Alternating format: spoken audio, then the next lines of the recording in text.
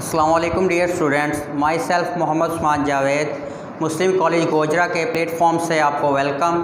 Students, आज का हमारा टॉपिक है, ठीक है, 3.2 एक्सरसाइज में क्वेश्चन नंबर 9। हम लोगों ने प्रीवियस लेक्चर में डिस्कशन की थी क्वेश्चन नंबर 6 पर, ठीक है, उसको कैसे सोल्व करना है, उसका क्या तरीक़ेकार था।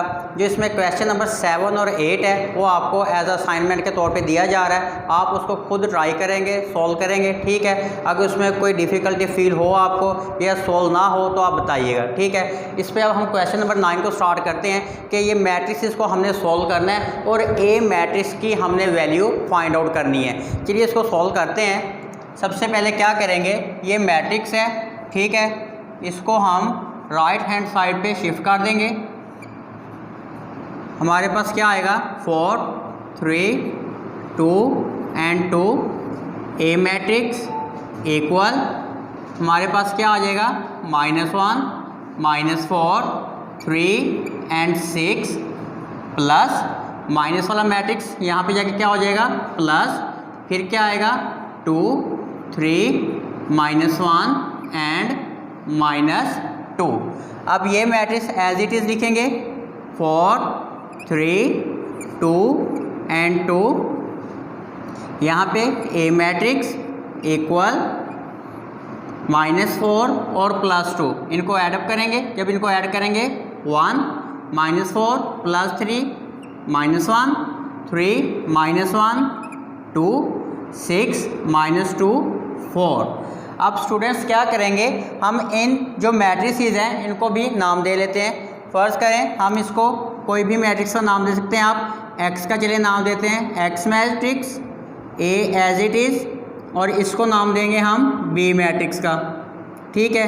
ये हमने मैट्रिसेस को नाम दे दिया।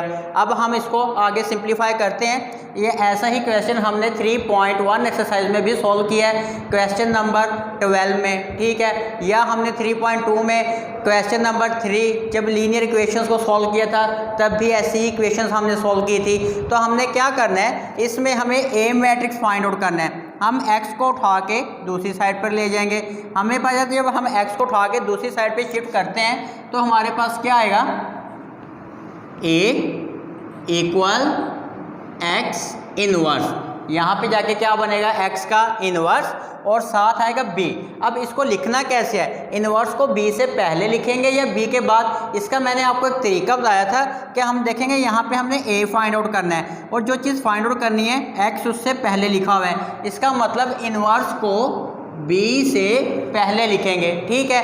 अब हम क्या करेंगे, हमें पता है इनवर्स किसके इक्वल होता है, adjoint of x over determinant of x into b। ये हमारे पास, हमने इसको सिंपल सा लिख दिया, adjoint of x over determinant. ये फॉर्मूला होता है किस चीज़ का, इनवर्स फाइंड आउट करने का। हम इसे नाम दे देते हैं इक्वेशन नंबर 1 का। अब हम क्या करते हैं, पहले एडजॉइंट को और डिटर्मिनेंट को फाइंड आउट करेंगे। सबसे पहले x का डिटर्मिनेंट फाइंड आउट करते हैं। x का डिटर्मिनेंट हम क्या रखेंगे, 4 3 2 एंड 2, 4 3 2 एंड 2। डिटर्मिनेंट ओपन कैसे करते हैं आपको पता है, 4 को 2 से मल्टीप्लाई करवाएंगे 8 माइनस 3 को 2 से मल्टीप्लाई करवाएंगे 6 इक्वल टू 2। ये क्या आएगा हमारे पास, x का डिटर्मिनेंट। और मैंने पहले भी बताया था कि अगर x का डिटर्मिनेंट क्या आ जाए, 0 आ जाए, तो ये क्या बन जाएगा, सिंगुलर मैट्रिक्स। और सिंगुलर मैट्रिक्स का जो इन्वर्स है वो एग्जिस्ट नहीं करेगा। अब हम क्या करेंगे, इसमें एडजॉइंट फाइंड आउट करते हैं, एडजॉइंट ऑफ x इक्वल, ठीक है। अब एडजॉइंट ऑफ x क्या होगा, हमें पता है कि हमने ये जो प्रिंसिपल डायगोनल के एलिमेंट्स हैं इनकी जगह चेंज कर देनी है, 2 एंड 4, और जो ये वाले सेकेंडरी डायगोनल के एलिमेंट्स हैं इनके साइन चेंज करेंगे, ठीक है। अब हम क्या करेंगे, ये हमारे पास क्या आ जाएगा, एडजॉइंट भी और डिटर्मिनेंट। ये दो चीज़ें हमने फाइंड आउट कर ली हमारे पास। अब इन दोनों चीज़ों को हम पुट करेंगे इन इक्वेशन नंबर 1 के इक्वेशन नंबर 1 में पुट करते हैं और उसको जब सिंप्लीफाई करेंगे हमारे पास हमारा जो प्रॉब्लम है, क्वेश्चन, वो सॉल्व हो जाएगा और आंसर आ जाएगा। ये हमारे पास इक्वेशन नंबर 1 और हम इसमें पुट करने लगे हैं, ठीक है। एडजॉइंट ऑफ एक्स की वैल्यू तो क्या आएगा, determinant A equal to adjoint of X 2 -3 -2 and 4 divided by determinant क्या आएगा हमारे पास x का 2, फिर साथ में वैल्यू पुट करेंगे किसकी, b की, और यहाँ पे हमारे पास b की वैल्यू क्या है 1 -1 2 एंड 4। ये हमारे पास वैल्यू पुट कर दी गई है एडजॉइंट ऑफ x की, बी मैट्रिक्स की और साथ है डिटर्मिनेंट की। अब हम नेक्स्ट इसको फिर से सिंप्लीफाई करते हैं, ठीक है। अब हम ये दो मैट्रिक्स को क्या करवाएंगे, मल्टीप्लाई। तो मल्टीप्लाई का बार बार आपको बताया गया कि मल्टीप्लाई का एक रूल है, वो रूल क्या है, फर्स्ट वाले मैट्रिक्स में कॉलम्स की तादाद इक्वल होनी चाहिए सेकंड वाले मैट्रिक्स में रोज की तादाद के। या एक तरीका और भी आपको इसका बताया था, आप ऑर्डर लिखेंगे 2/2, आप फिर से ऑर्डर लिखेंगे 2/2।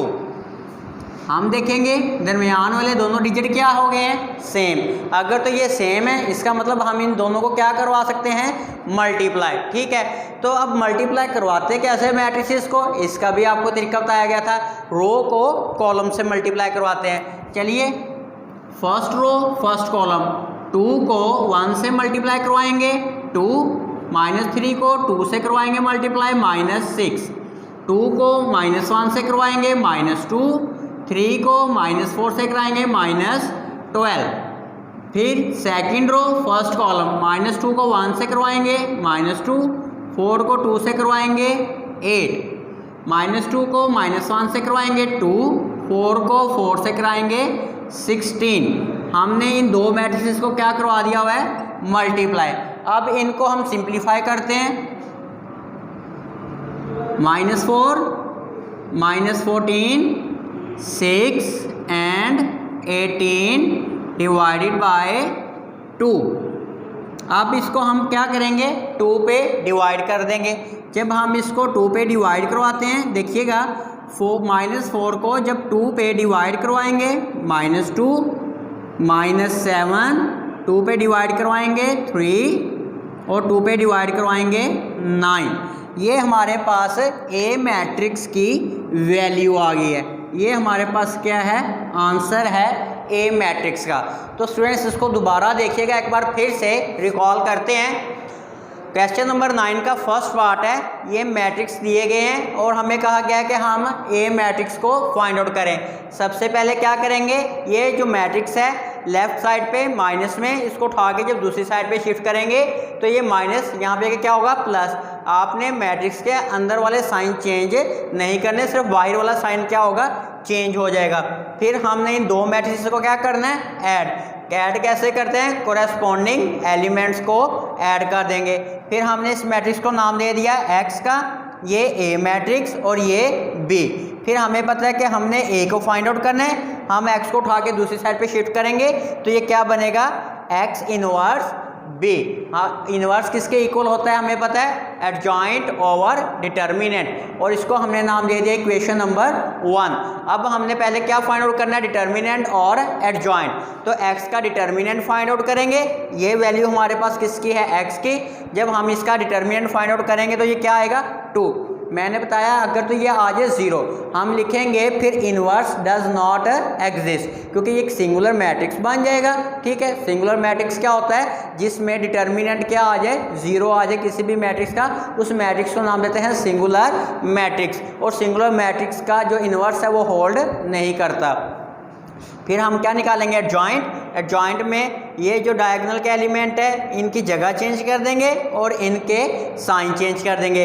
फिर एडजॉइंट और डिटर्मिनेंट दोनों वैल्यूज़ को क्या करेंगे, पुट करेंगे और हमारे पास फिर क्या करेंगे, इसको मल्टीप्लाई करा के जब आप सिंप्लीफाई करते हैं, ठीक है, डिवाइड करने के बाद आंसर क्या आएगा, -2 -7 3 और 9।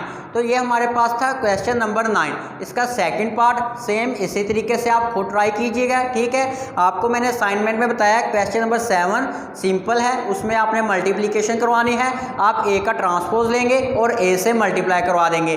जो क्वेश्चन नंबर 8 है उसमें भी आपको ए बी की वैल्यूज़ दी गई हैं, वो आप दी गई अमाउंट में पुट करेंगे तो आपके पास एक्स मैट्रिक्स फाइंड आउट हो जाएगा।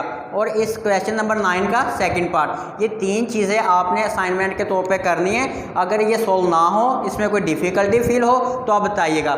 ये हमारे पास एक्सरसाइज 3.2 क्या हो गई है, कंप्लीट। नेक्स्ट इंशाल्लाह जो लेक्चर होगा वो 3.3 पे स्टार्ट होगा। ओके, खुदा हाफिज़।